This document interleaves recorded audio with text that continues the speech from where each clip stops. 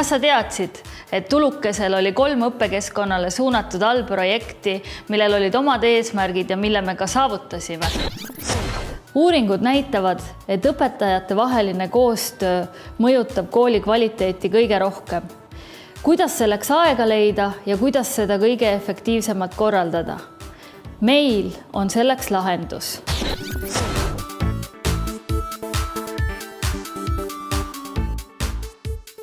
Kooli tasandil oli LP-projekti eesmärgiks luua koolikultuur, mida muu hulgas iseloomustaks õpetajate omavaheline hea koostöö ning ühised eesmärgid ja töötavad.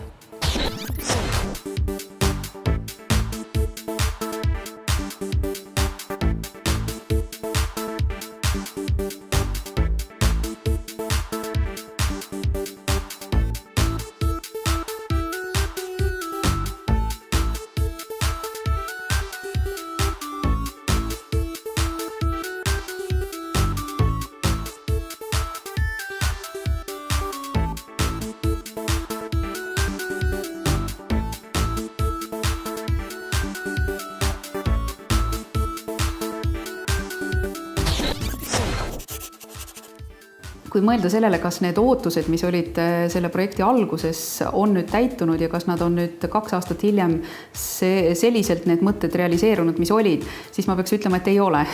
Et iseenesest on realiseerunud isegi rohkem, kui ma alguses lootsin. Ma ütleks nii, et ma eelmisel aastal õppisin algõpetusest oluliselt rohkem, kui ma üldse teadsin sellest algõpetuse õpetamisest, et ma sain nagu ikkagi väga palju teada sellest, kuidas nagu õpetavad erinevad, nagu nooremad õpetavad, kuidas õpetavad nagu erinevate ainete õpetajad, et minu meelest see kooslus on küll väga hea, et on erineva taustaga inimesed.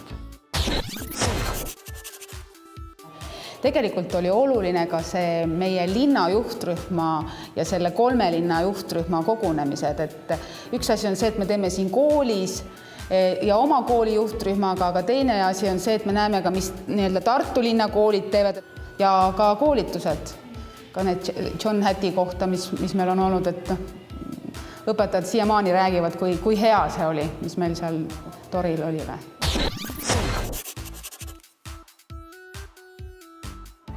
No kindlasti on see LP mudeli rakendamine muutnud analüüsi sisukamaks, mida enne, me ei saa ju öelda, et üldse ei olnud. Aga nüüd on see süstemaatiline, see toetub ühele kindlale mudelile ja seda me nägime kohe esimese vähem kui poole aastaga, et meil on olemas niisugune asi nagu tugimeeskond.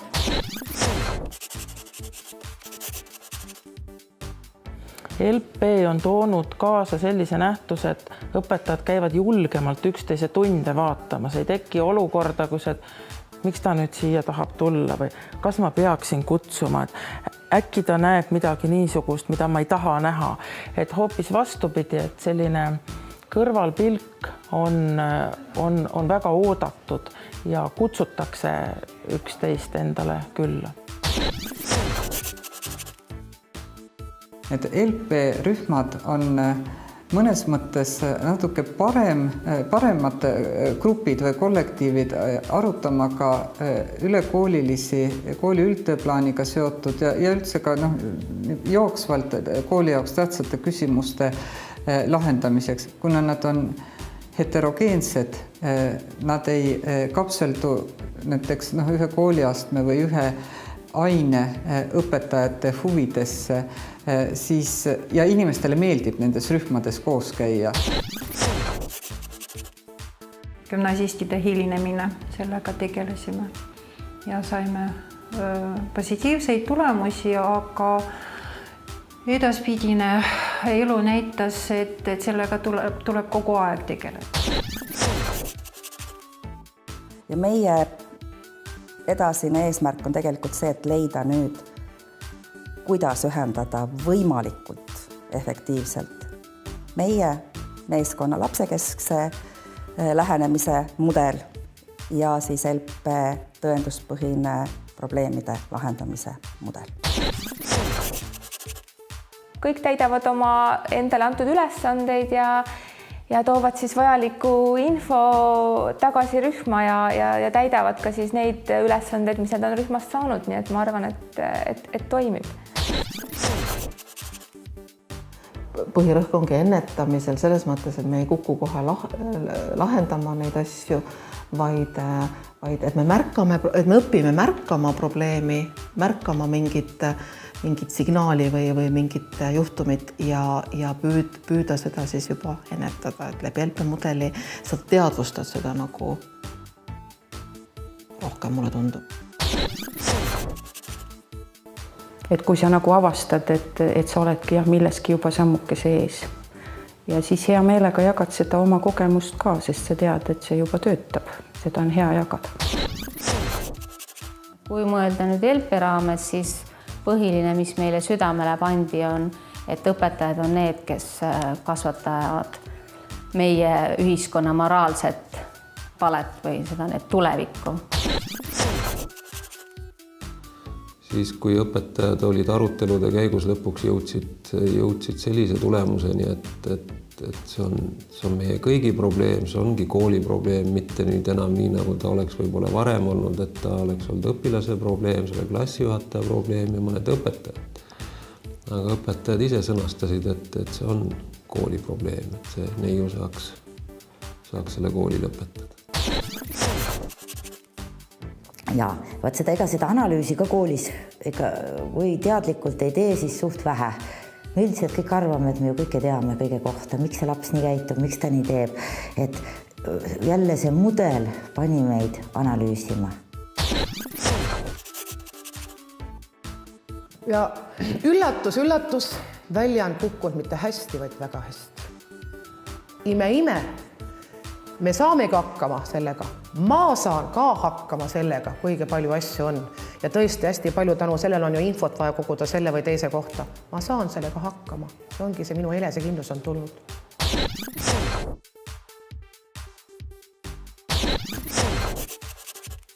Ma arvan, et pooled probleemid on majas ära kadunud ka selle tõttu, et õpetaja sõnastab ise endale selle probleemi, otsib kohe sealt neid seoseid ja jõuab nende teguriteni, et ilma, et ta jõuaks sinna LP töögruppi. Ees peavad olema vedajad ehk need, kes usuvad sellesse LP mudelisse. Et kui sa ees oled entusiastlik ja arvad, et et see on nagu meie jaoks, siis ma arvan, tulevad ka teised nagu rõõmsamalt kaasa. Kui me tegime esimese poolaasta pealt kokkuvõtteid LP-rühmade töö käivitamisest ja õnnestumistest, siis see oli üks kõige suurem õnnestumine, mida kolleegid välja tõid, et kogu maja panustab sellesse projekti, sellesse tegevusse ja laiemas plaanis nagu laste heaolusse siin lasteaias. Kõik tuli väga häkki ja projekti põhiselt, et ja ka see tuli kõigil niimoodi ja ka Viljandil, et seda ettevalmistusaega ja kui seda väljahingamise aega jäi väheks, et tuli kogu aeg sisse hingata, kohe hakkasid ju tulema kutsed koolitustele. Hinnangud, mis on antud nendele koolitustele, mis selle aasta jooksul on olnud ja sellele ühistegevusele, mida on siis teinud Tartu linnakoolid, Pärnu linnakoolid, Puhja kool ja Viljandi kool, et see on ainult ülivõrdes ja kiitvad hinnangud, et see on väga palju juurde andnud, väga palju mitmekesistanud mõttelaadi. Oma ringkonnast nagu väljapool olevate õpetajategi pruugi suheldagi. Et siis see on nagu hea võimalus, kus siis LP-gruppide näol saavad koostööd teha erinevad grupid, erinevad õpetajad. Et tegelikult ei olnud kollektiivi ühine otsus ühineda, vaid see tuli natukene teist radu pidi ja siis see tekitas alguses sellist negatiivset hoiakut. No meie koolis on nüüd paika pandud, et 6. juunil on meil selline lõplik otsustamise koht siis, et me võtame selle aasta kokku, plussid ja miinused ja siis otsustatakse, et kas jäädakse sinna projekti edasi või otsustatakse millegi muu kasuks. Ma olen kohtunud väga huvitavate inimestega selle aasta jooksul. Ma arvan, et ma muidu ei oleks nendega kokku saanud. Aga nüüd on täiesti lai spekter, et kust keegi on ja mis erialalt. et palju huvitavaid inimesi on olnud, jah.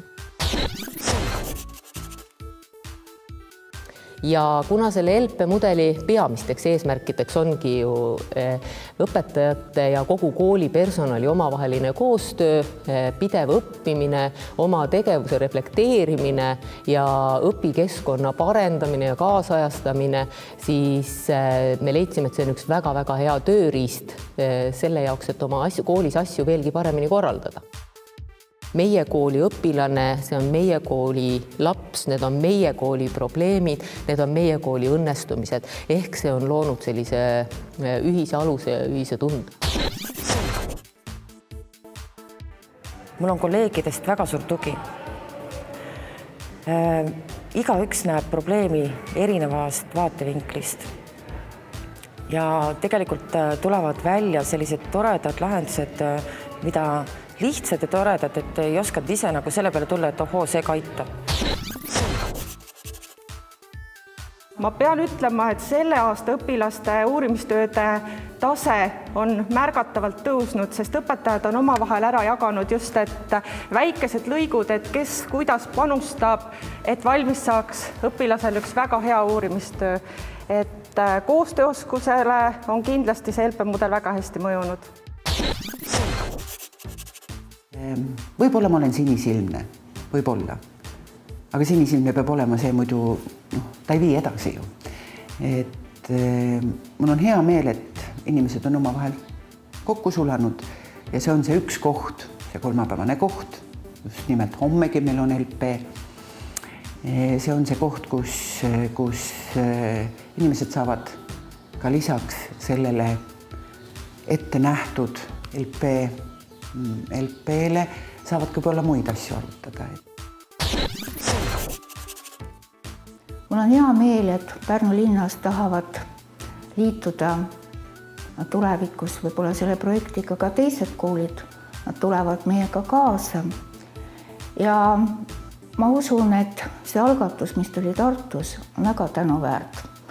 Et algul võib-olla sunniviisiline, huvi tekitamine, aga pärast me ütleme teile suur tänu. Et meie näeme siin eelkõige seda, et see on siiski uue koolikultuuri algus, mida on võimalik Eestis ellu viia ja see annab pedagoogilisele aruteludele tõenduspõhisuse ja teiselt poolt ta on ka süstemaatiline.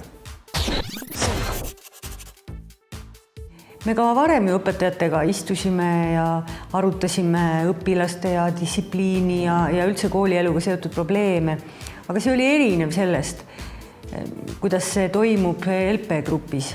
Et see mudel sunnib meid nagu olema konstruktiivsem. Et me räägime või me keskendume rääkides rohkem nendele asjadele, mida me saame mõjutada. Et mina näen siit küll positiivset tulemust, aga see positiivne tulemus tuleb aastatega.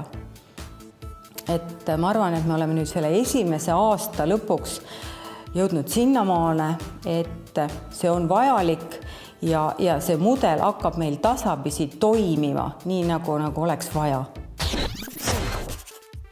Mina arvan, et igale õpetajale, et igasse õpetajasse on nagu sisse kirjutatud ühel või teisel moel juht.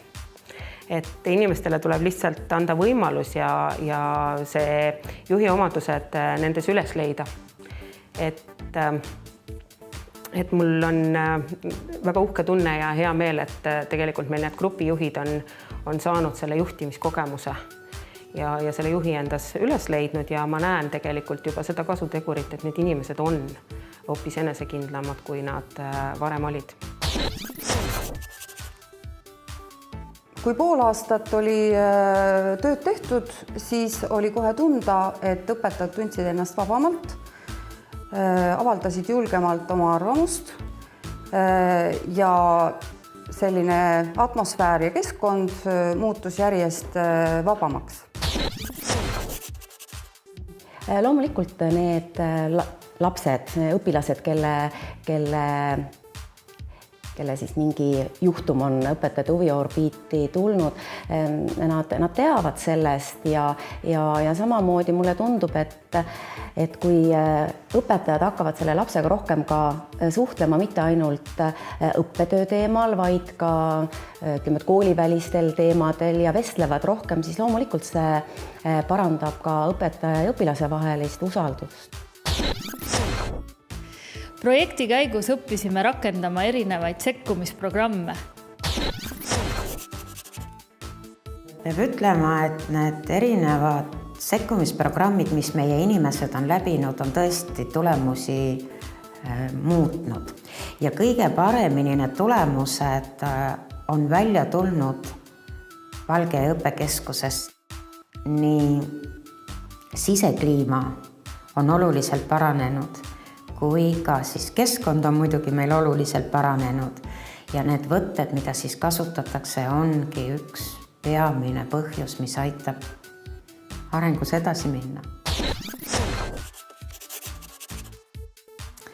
Mis võib-olla veel siuke aha-elamus minule oli see tegelikult see baaskoolitus, mis see käitumisehäire on, et kui mul ei oleks olnud ettevalmistust üldse, siis ma seda materjali kannaks küll iga päev kaasas. Ja me oleme siin sotsiaalpedagoogidega arutanud ka, et me teatud võtted sealt ikka täitsa paneme seina peale, et sul peab nii-öelda spikker ees olema tegelikult. Et siis ta kinnistub, siis saavad need sekkumised nii-öelda igapäevaseks oskuseks.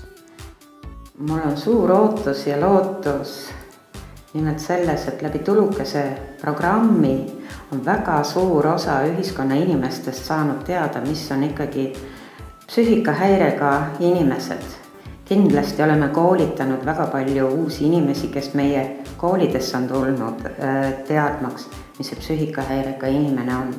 Ja see teadmine, et see laps ei ole eos ju halb, ta ei taha olla pahategija.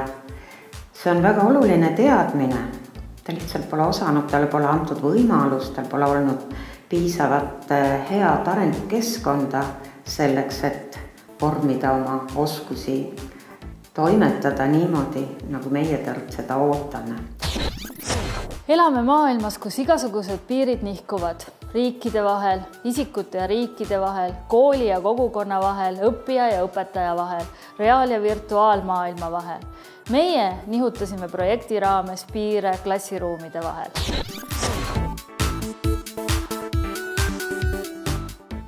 Kaasaegne õpikeskkond on aina paindlikum. Mitu klassi õpib koos, vähem seinu, kogu ruum on õppimise kohaks.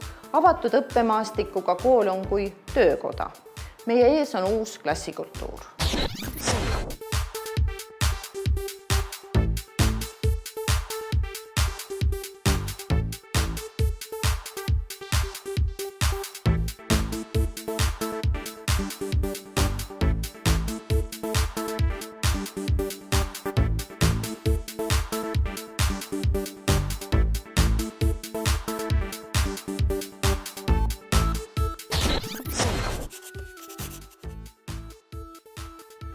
Avatud ruum iseenesest oli lihtsalt üks põnev väljakutse ja ma julgen täna öelda, et see oli tegelikult hüppamine tundmatusse.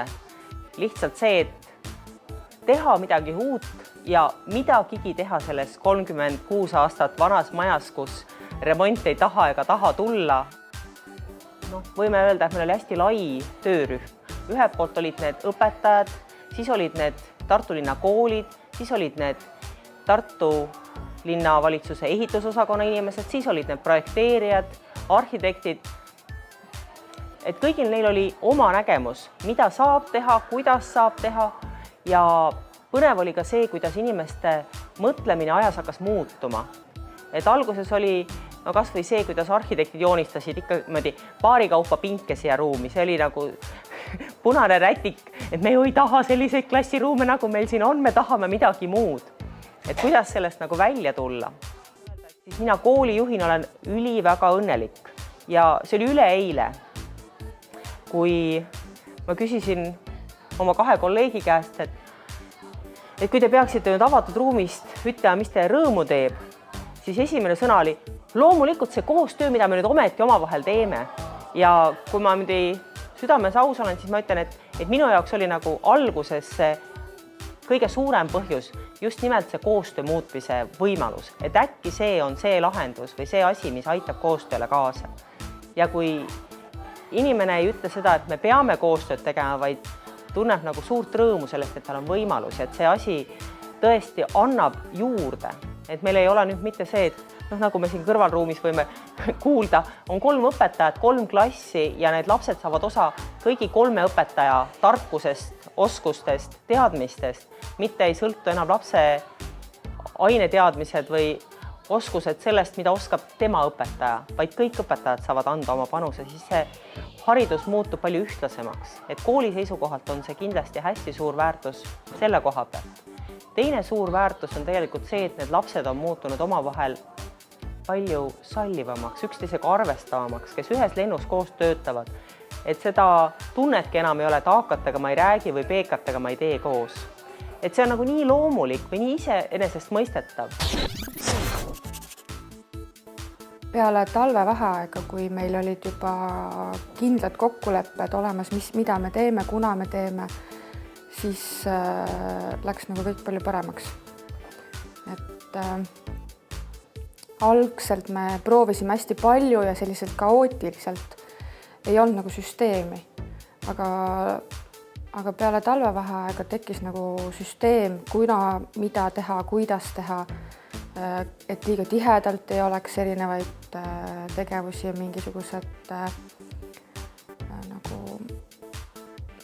no ma ei tea, et sarnased tegevused ei jääks väga lähestikku, et õpilastel tekiks tüdimus ja siis tekib õpetajatel ju ka, et saaks kõiki uusi asju proovida. Ja see kõige suurem muutus võib olla see, et kui enne mul oli nagu 1 4. klass, siis nüüd on mul justkui nagu 4 4. klassi, et see õpilastega suhtlemine on hoopis teissugune. Palju rohkem, sa tead kõiki, kes siin liiguvad, sest me kõik teeme koos asju, et ei ole enam nii, et on ainult minu klass. Meil on nagu ühised klassid. Sa tuled esimest aastat tööle ja sa tuled ja teed seda, mis sa nagu sooviksid, et kui ma ülikoolist tulin ja meile öeldi, et selliseid uhkeid võimalusi on, siis mina nii-öelda potsatasingi kohe siia uhkesse võimalusse. Et kõik, mis mul nagu peast tiirles, kõik selle ma sain teoks teha. Ja mul olid olemas head kolleegid, kes mind sõbralikult vastu võtsid ja minuga kaasa tuli. Kool on kogukonna süda.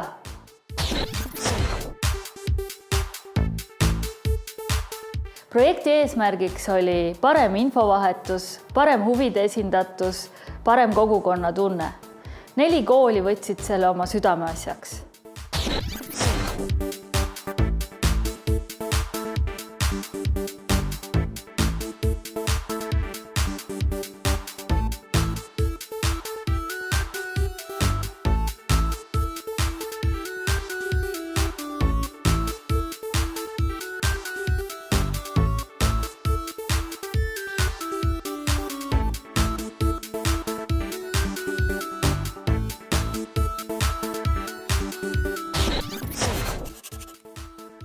Ja eesmärk kooli poolt vaadates on ju tore, kui vanemad tulevad kaasa, aitavad koolil üht-teist teha, tulevad uute ideedega ja on valmis ise neid ideid ellu viima.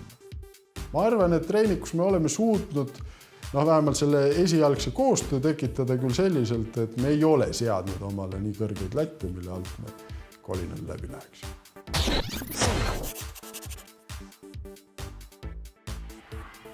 Koostöö, ma ütleksin, et täna koostöö vanemate koguga näiteks on juba päris hea. Võrgustikust täna veel rääkida ei saa, aga suund peab selles suunas olema ja tegutsema peab selle nimel, et see võrgustik hakkaks toimima. Tänu vanemate kogule sai kool ka endale sõudeergomeetri ja me ise ka soetasime ühe juurde. Ja et kehalise õpetajad on äärmiselt rõõmsad.